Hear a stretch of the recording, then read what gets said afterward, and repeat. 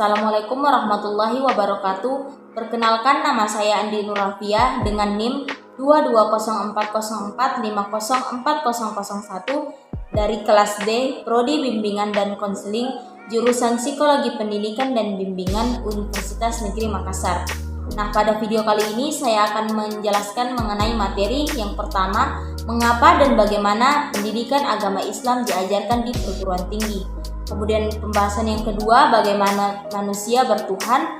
Pembahasan yang ketiga, bagaimana agama menjamin kebahagiaan. Pembahasan keempat, mengintegrasikan iman, Islam, dan ihsan dalam membentuk insan kamil. Dan yang terakhir, bagaimana membangun paradigma Qur'ani. Langsung saja kita ke pembahasannya. Pembahasan pertama yaitu mengenai bagaimana pendidikan agama Islam diajarkan di perguruan tinggi. Yang pertama, menelusuri konsep dan cara pembelajaran agama Islam di perguruan tinggi.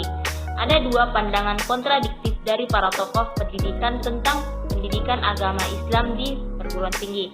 Pendapat pertama menyatakan pendidikan agama Islam perlu diajarkan di perguruan tinggi. Alasannya, negara, dalam hal ini perguruan tinggi, wajib menjaga keberagamaan para warganya, termasuk menjaga keberagamaan para mahasiswa yang sedang belajar di perguruan tinggi.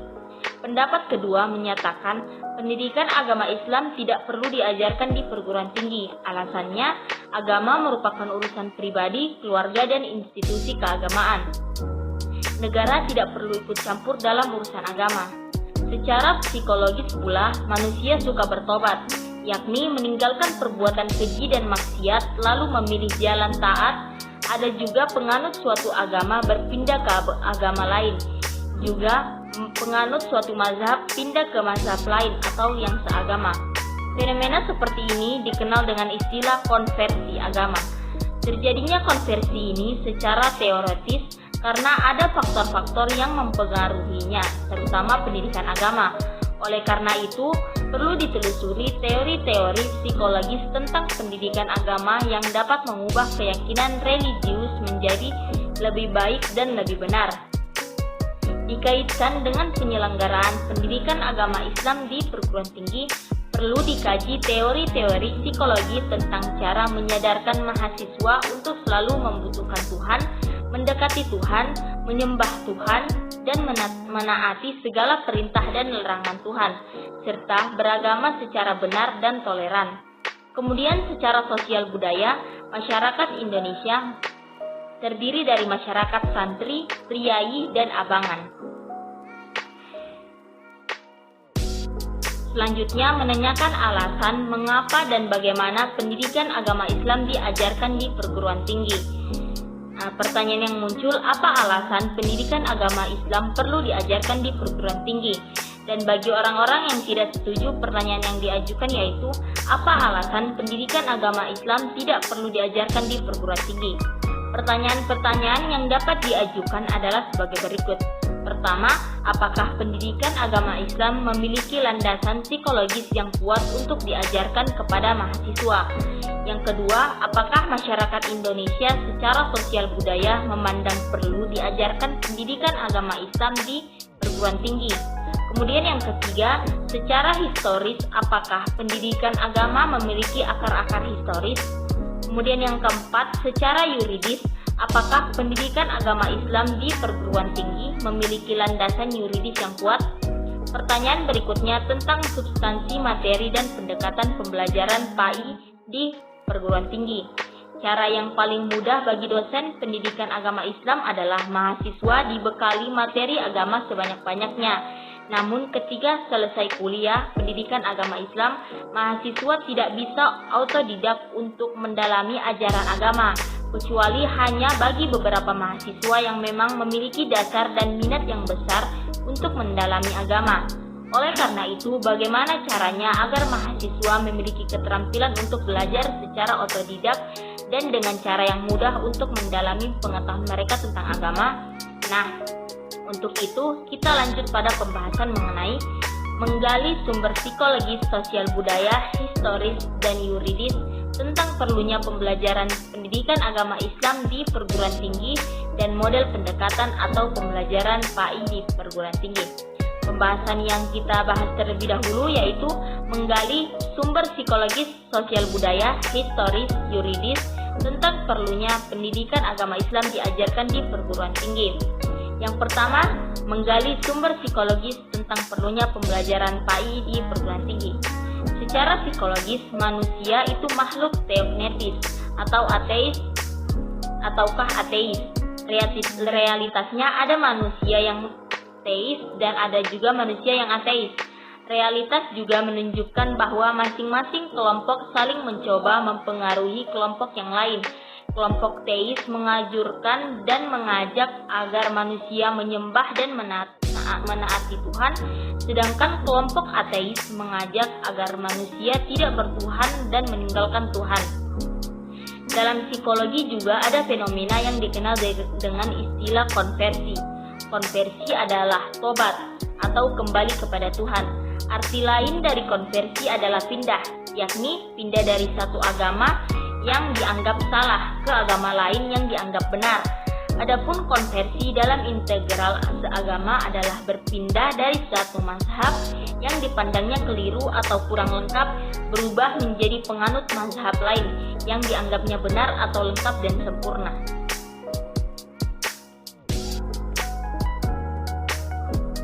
Selanjutnya menggali sumber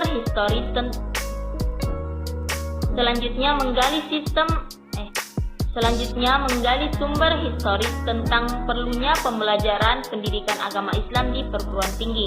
Secara historis, bangsa Indonesia memiliki dua sistem pendidikan, yakni pesantren dan sekolah.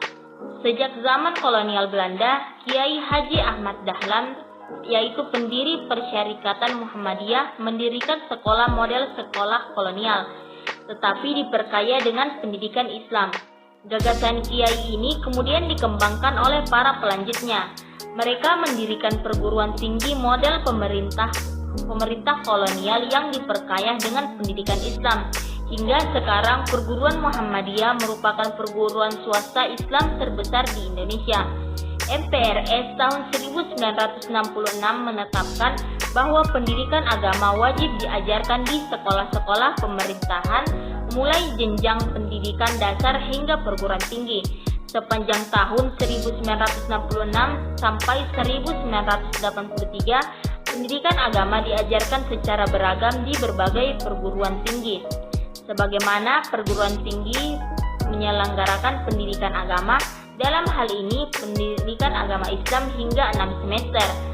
PAI 1 untuk mahasiswa baru semester pertama, PAI 2, PAI 3, dan seterusnya hingga PAI 6. Pada tahun 1983, pemerintah menetapkan sistem satuan kredit semester atau SKS dengan membatasi atau mengurangi jumlah SKS pada S1, yaitu 144 sampai 160 SKS. Pada S2 dan S3 menghilangkan program sarjana muda, membuka program diploma 1, diploma 2, dan diploma 3, dan menerapkan normalisasi kegiatan kampus atau NKK dengan membubarkan Dewan Mahasiswa pada tingkat universitas atau institut dan Senat Mahasiswa di tingkat fakultas. Konsekuensinya, pendidikan agama dibatasi pula, yaitu hanya 2 SKS sepanjang mahasiswa menempuh program pendidikan S1. Dengan catatan, rektor perguruan tinggi boleh menambahkan jumlah SKS untuk pendidikan agama.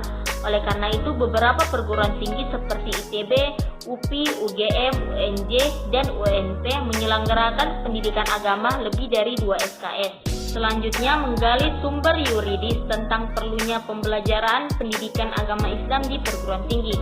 Eksistensi mata kuliah PAI di perguruan tinggi dan mata pelajaran pendidikan agama Islam di sekolah memiliki landasan filosofis dan yuridis yang sangat kuat. Landasan filosofis pendidikan agama Islam berpijak pada Pancasila, terutama sila pertama, yakni ketuhanan yang Maha Esa. Adapun secara yuridis berpijak pada ketentuan perundang-undangan yang berlaku. Tugas utama dosen pendidikan agama Islam adalah memberikan keterampilan kepada mahasiswa dengan cara-cara atau pendekatan-pendekatan yang paling tepat untuk memahami dan mengimplementasikan ajaran agama. Yang pertama, pendekatan substansi ajaran. Pendekatan substansi secara garis besarnya terdiri dari 3 pendekatan, yakni pendekatan kajian Al-Quran dan sejarah Islam, pendekatan disiplin ilmu dan kajian isi atau ajaran, dan pendekatan tentang tujuan didatangkannya syariat Islam. Selanjutnya pendekatan proses pembelajaran agama. Adapun pendekatan proses pembelajaran agama secara garis besarnya terdiri dari 3 pendekatan pula, yakni studi implementasi atau kaidah 5, metode psikologi agama, studi tematik Al-Quran melalui Al-Quran digital. Nah, materi pembahasan kedua yaitu bagaimana manusia bertuhan. Menelusuri konsep spiritualitas sebagai landasan kebertuhanan. Tuhan menganugerahkan spirit yang melekat di dalam diri manusia. Spirit dalam bahasa Al-Quran sering disebut dengan roh. Kemudian roh atau spirit membuat manusia mengenal Tuhan dan dapat merasakan nikmatnya patuh pada sesuatu yang dianggap suci dan luhur. Ginanjar berpendapat spiritualitas merupakan energi dalam diri yang menimbulkan rasa kedamaian dan kebahagiaan yang senantiasa dirindukan kehadirannya. Nah, sebagai hakikat, manusia dalam hati selalu berada di sisi Tuhan. Demikian juga sebaliknya, Tuhan berada di dalam hati orang-orang yang suci. Apabila kita ingin mudah merasakan kehadiran Tuhan, maka kita hendaknya berawal dari penyucian hati. Melalui penyucian hati, potensi roh akan semakin menguat dan mengalahkan semua dorongan instinktif materialistik yang berlebihan dalam istilah agama disebut dengan hawa nafsu. Ketika hati telah suci, maka jiwa manusia akan menerima pancaran rahmat Tuhan sehingga darinya terpancar energi positif yang kemudian mempengaruhi penilaian dan sikapnya. Apabila penyucian hati mampu mengontrol dorongan instinktif dan materialistis, maka penyajian hati dalam memperkuat roh sehingga melahirkan sikap dan perilaku yang tercerahkan oleh cahaya Tuhan. Sebaliknya, apabila dibiarkan dan didominasi instinktif dan materialistis, maka roh akan terlemahkan. Apabila roh terlemahkan pengaruhnya, maka yang akan lahir adalah sikap dan perilaku bahkan karakteristik yang jauh dari cahaya Tuhan. Nah, bagaimana menggapai cahaya Tuhan tersebut? Fa'akim wajhaka lid-dini hanifa fitratallahi allati fataran nasa 'alaiha la tabdila li khalqillah dzalika ad-dinul qayyimah walakinna aktsaran nasi la ya'lamun. Quran surah Ar-Rum ayat 30, yang artinya, maka hadapkanlah wajahmu dengan lurus kepada Allah. Tetaplah atas fitrah Allah yang telah menciptakan manusia menurut fitrah itu. Tidak ada perubahan pada fitrah Allah. Itulah agama yang lurus, tetapi kebanyakan manusia tidak mengetahui.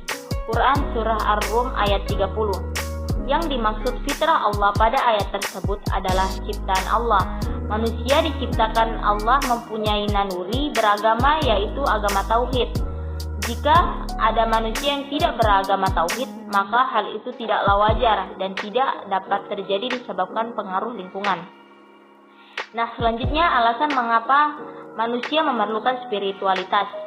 Ketenangan dan kedamaian merupakan kebutuhan masyarakat yang paling penting.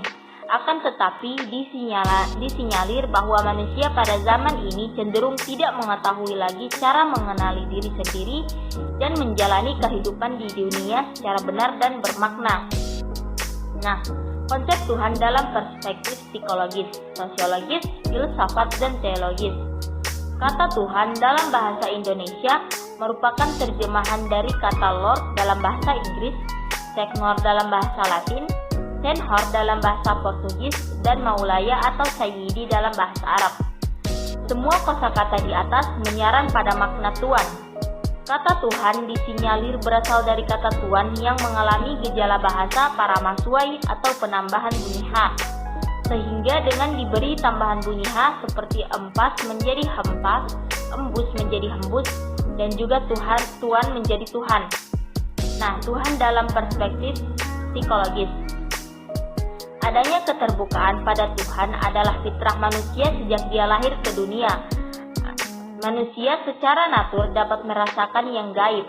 karena di dalam dirinya ada unsur spirit. Spirit sering digambarkan dengan jiwa halus yang ditiupkan oleh Tuhan ke dalam diri manusia. Al-Qushairi dalam tafsirnya Lataif al-Isyarat menunjukkan bahwa roh memang latifah atau jiwa halus. Nah, selanjutnya Tuhan dalam perspektif sosiologis.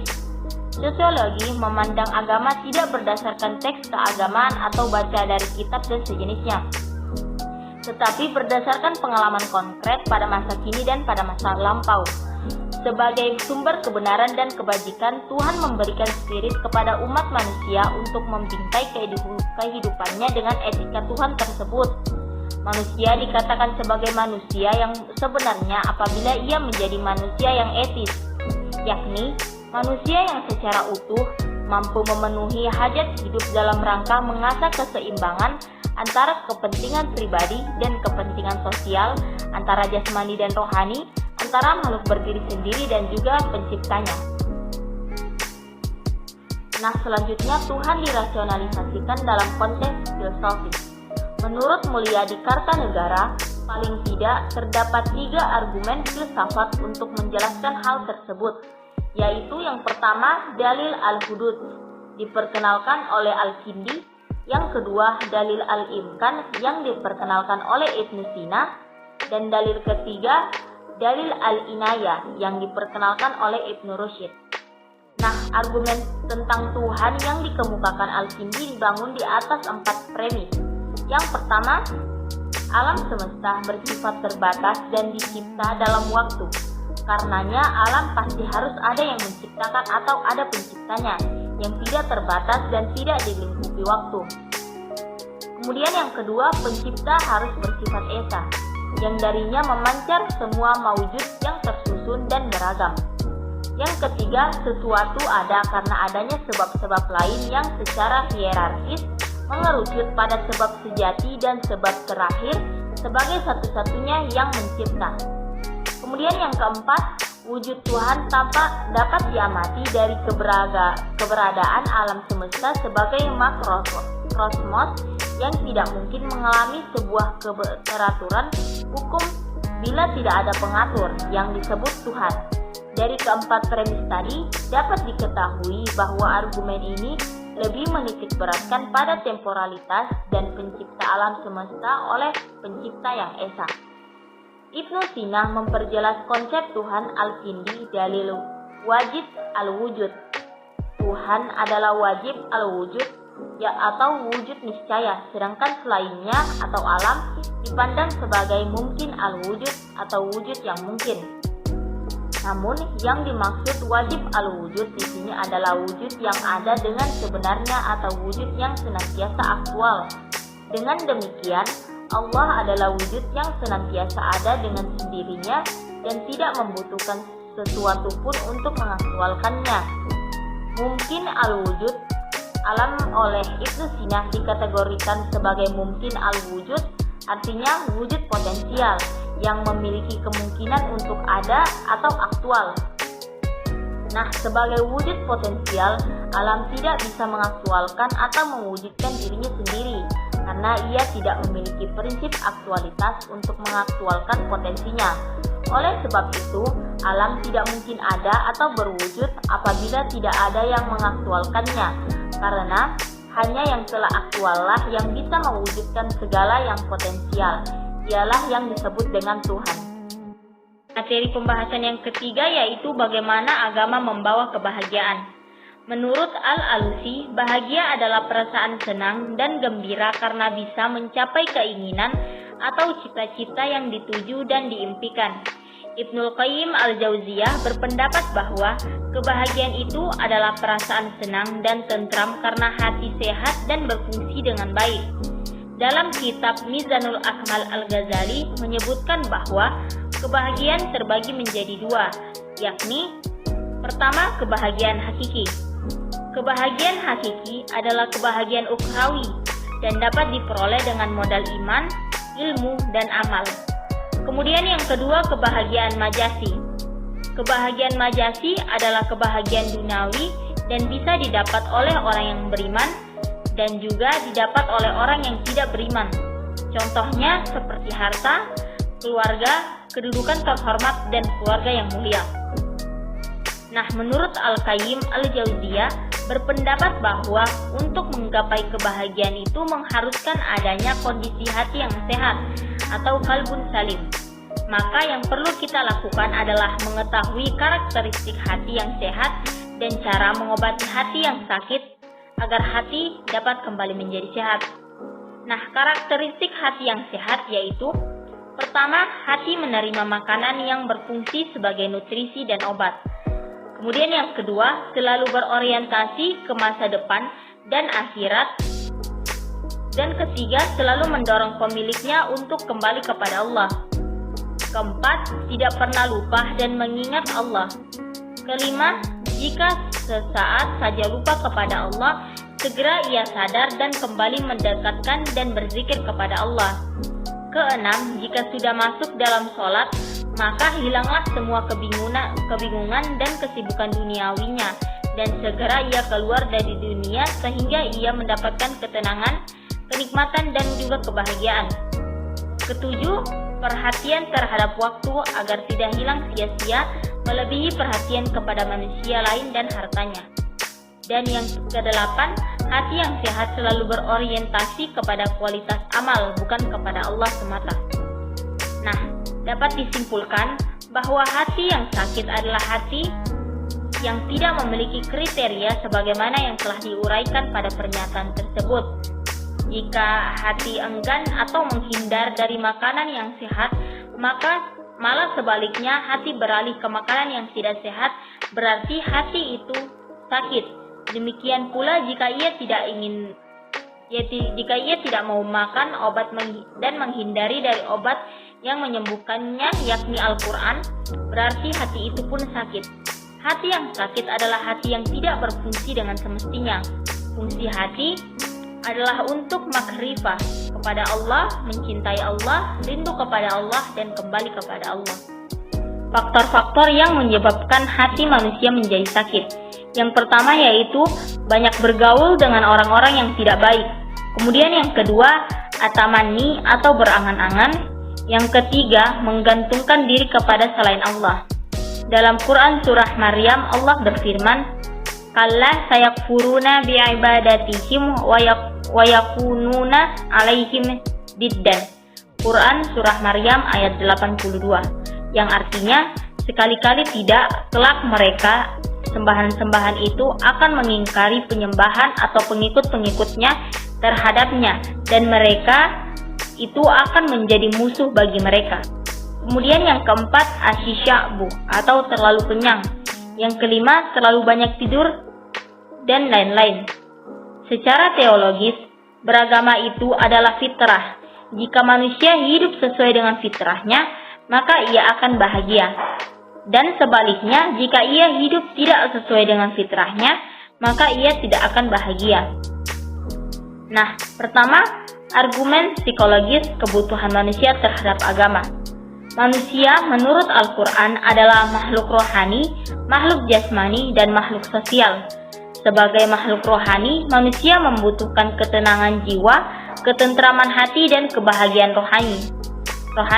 Kebahagiaan rohani hanya akan didapat jika manusia dekat dengan pemilik kebahagiaan yang hakiki.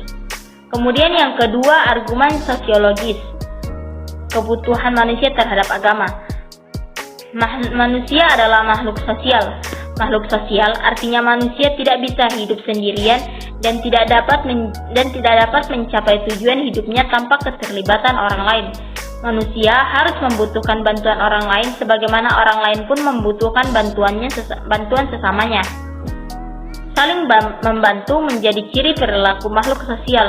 Manusia bisa hidup jika berada di tengah masyarakat.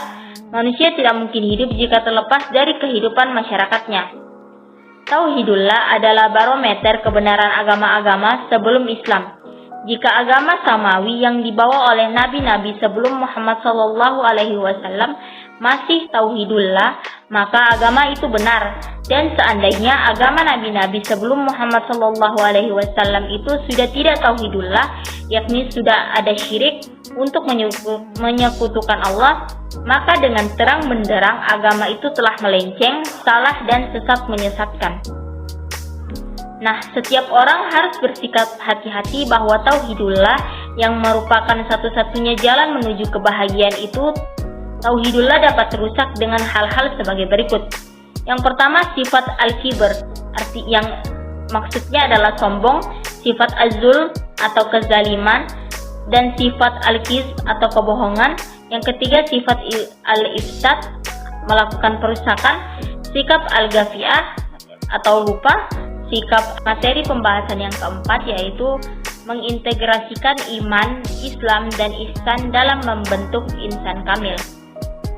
Menelusuri konsep dan urgensi Islam, iman, dan ihsan dalam membentuk insan kamil atau manusia sempurna. Menurut Ibnu Arabi, ada dua tingkatan manusia dalam mengimani Tuhan. Yang pertama, tingkat insan kamil, yaitu mereka mengimani Tuhan dengan cara penyaksian, artinya mereka menyaksikan Tuhan mereka, menyembah Tuhan yang disaksikannya. Kedua, manusia beragama pada umumnya.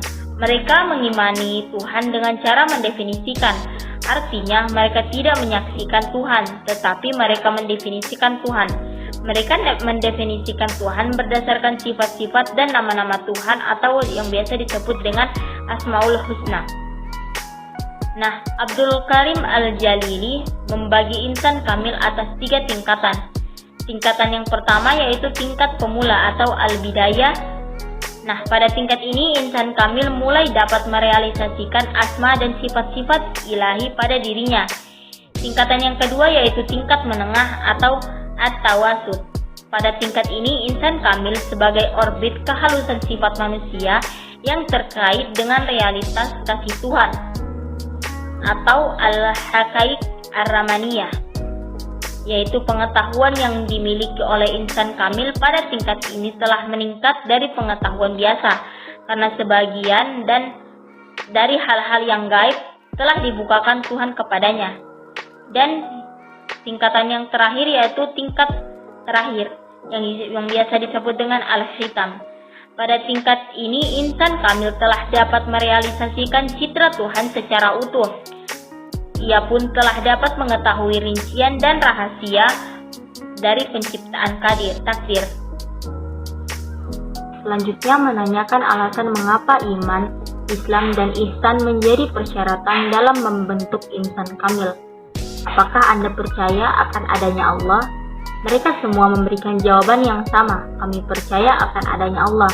Maka kami percaya akan adanya malaikat-malaikat dan seterusnya. Kemudian jika ditanya lebih lanjut, adakah manusia yang tidak percaya akan adanya malaikat? Dan adakah manusia yang tidak percaya adanya Tuhan dan seterusnya? Hampir semua mahasiswa menjawab tidak ada seorang manusia pun yang tidak percaya akan adanya Tuhan.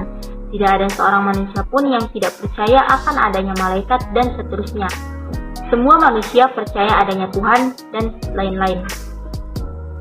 Nah, selanjutnya menggali sumber teologis, historis, dan filosofis tentang iman, Islam, dan ihsan sebagai pilar agama Islam dalam membentuk insan kamil. Menggali sumber teologis, historis, dan filosofis tentang iman, Islam, dan ihsan sebagai pilar agama Islam berdasarkan hadis yang diriwayatkan Umar bin Khattab radhiyallahu anha di atas kaum muslimin menetapkan adanya 3 unsur penting dalam agama Islam, yakni iman, Islam, dan ihsan sebagai kesatuan yang utuh. Akidah merupakan cabang ilmu agama untuk memahami pilar Islam, dan akhlak merupakan cabang ilmu agama untuk memahami pilar ihsan. Selanjutnya menggali sumber teologis, historis, dan filosofis konsep insan kamil. Istilah insan kamil atau manusia sempurna pertama kali diperkenalkan oleh Syekh Ibnu Arabi pada abad ke-14. Ia menyebutkan ada 2 jenis manusia, yakni insan kamil dan monster setengah manusia. Jadi kata Ibnu Arabi, jika tidak menjadi insan kamil, maka manusia menjadi monster setengah manusia. Insan kamil adalah manusia yang telah meninggalkan kemonsterannya. Konsekuensinya, di luar kedua jenis manusia ini, yaitu manusia yang sedang berproses meninggalkan kemonsterannya dalam membentuk insan kamil. Nah, konsep manusia dalam Al-Quran. Secara umum, pembicaraan tentang konsep manusia selalu berkisar dalam dua dimensi, yakni dimensi jasmani dan rohani atau dimensi lahir dan batin. Unsur-unsur manusia pembentuk insan kamil. Secara ringkas, Al-Ghazali dalam Othman 1987 menyebut beberapa instrumen untuk mencari pengetahuan yang benar serta kapasitas untuk pencapaiannya. Nah, selanjutnya membangun argumen tentang karakteristik insan kamil dan metode pencapaiannya. Yang pertama, karakteristik insan kamil. Insan kamil bukanlah manusia pada umumnya. Menurut Ibnu Arabi, menyebutkan adanya dua jenis manusia, yaitu insan kamil dan monster bertubuh manusia. Maksudnya di sini, jika tidak menjadi insan kamil, maka manusia akan menjadi monster bertubuh manusia. Untuk itu, kita perlu mengenali 4 unsur untuk mencapai derajat insan kamil. Yang pertama, jasad. Yang kedua, hati nurani. Ketiga, roh. Dan keempat, sir atau rasa. Nah, untuk mencapai derajat insan kamil ini, kita harus dapat menundukkan nafsu dan syahwat hingga mencapai tangga nafsu mutmainnah. Hal ini dapat dilihat pada Quran Surah Al-Fajr ayat 27 hingga 30 yang berbunyi, Ya ayyatuhan nafsu mutmainnah irji'i ila rabbiki radiyatan mardiyah fadkhulil fi ibad wadkhulil fil jannah, yang artinya, hai jiwa yang tenang, kembalilah kepada Tuhanmu dengan hati yang puas lagi diridhoinya, maka masuklah ke dalam jamaah hamba-hambaku, masuklah ke dalam surgaku. Quran Surah Al-Fajr 27-30. Ayat tersebut dengan jelas menegaskan bahwa nafsu mutmainnah merupakan titik berangkat untuk kembali kepada Tuhan. Akan tetapi dengan modal nafsu mutmainnah pun masih diperintah lagi oleh Allah untuk menaiki tangga nafsu di atasnya. Menurut Imam Al-Ghazali, ada 7 macam nafsu sebagai proses tarakik atau menaik, yaitu pertama, nafsu ammarah, nafsu lawamah, nafsu mulhimah, nafsu mutmainnah, nafsu radiyah, nafsu mardiyah, nafsu kamilah. Oke, selanjutnya metode mencapai insan kamil secara konkret. Pertama, memulai sholat jika Tuhan yang akan disembah itu sudah dapat dihadirkan dalam hati, sehingga ia menyembah Tuhan yang benar-benar Tuhan. Kemudian berniat sholat karena Allah. Ketiga, selalu menjalankan sholat dan keadaan hatinya hanya mengingat Allah. Dan keempat, sholat yang telah didirikannya itu dapat mencegah perbuatan keji dan mungkar. Nah, materi pembahasan yang terakhir yaitu bagaimana membangun paradigma Qur'ani. Menelusuri konsep dan karakteristik paradigma Qur'ani untuk menghadapi kehidupan modern. Secara etimologis, kata paradigma dari bahasa Yunani yang asal katanya adalah para dan nikma. Para mengandung arti di samping, di sebelah, dan keadaan lingkungan. Digma berarti sudut pandang, teladan, arketip, dan ideal. Nah, dapat dikatakan bahwa paradigma adalah cara pandang, cara berpikir tentang suatu realitas. Nah, adapun secara terminologis, paradigma adalah cara berpikir berdasarkan pandangan yang menyeluruh dan konseptual terhadap suatu realitas atau suatu permasalahan dengan menggunakan teori-teori ilmiah yang sudah baku, eksperimen, dan metode keilmuan yang bisa dipercaya. Dengan demikian, paradigma Qur'ani adalah cara pandang dan cara berpikir tentang suatu realitas atau suatu permasalahan berdasarkan Al-Quran. Menurut Kunto Wijoyo 2008, Al-Quran sesungguhnya menyediakan kemungkinan yang sangat besar untuk dijadikan cara berpikir. Pengembangan eksperimen-eksperimen ilmu pengetahuan berdasarkan paradigma Al-Quran jelas akan memperkaya hasanah ilmu pengetahuan umat manusia. Kegiatan itu mungkin bahkan tentu saja akan menjadi tambahan baru bagi munculnya ilmu-ilmu pengetahuan alternatif. Premis-premis normatif Al-Quran dapat dirumuskan menjadi teori-teori yang empiris dan rasional. Selanjutnya menanyakan alasan mengapa paradigma Qur'ani sangat penting bagi kehidupan modern. Nah, Al-Quran bagi umat Islam adalah sumber primer dalam segala segi kehidupan. Al-Quran adalah sumber ajaran teologi, hukum, mistisme, pemikiran, pembaharuan, pendidikan, akhlak, dan aspek-aspek lainnya. tolak ukur benar atau salah, baik atau buruk, dan indah atau jelek adalah Al-Quran. Jika mencari sumber lain dalam menentukan benar atau salah, baik atau buruk, dan indah atau jelek, maka seseorang dianggap tidak konsisten dalam berislam. Suatu sikap hipokrit yang dalam pandangan Al-Quran termasuk sikap tidak terpuji. Nah, apa tujuan Al-Quran diturunkan? Yusuf Al-Qaradawi menjelaskan bahwa tujuan diturunkan Al-Quran paling tidak ada 7 macam, yaitu pertama, meluruskan akidah manusia, kedua, meneguhkan kemuliaan manusia dan hak-hak asasi manusia, ketiga, mengarahkan manusia untuk beribadah secara baik dan benar kepada Allah, keempat, mengajak manusia untuk menyucikan rohani, kelima, membangun rumah tangga yang sakinah dan menempatkan posisi terhormat bagi perempuan, keenam, membangun umat menjadi saksi atau kemanusiaan, dan yang terakhir, mengajak manusia agar saling menolong.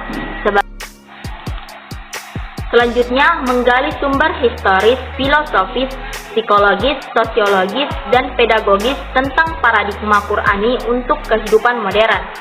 Dalam sejarah peradaban Islam ada suatu masa yang disebut masa keemasan Islam. Disebut masa keemasan Islam karena umat Islam berada dalam puncak kemajuan dalam berbagai aspek kehidupannya, yaitu dalam ideologi, politik, sosial, budaya, ekonomi, ilmu pengetahuan dan teknologi, serta pertahanan dan keamanan.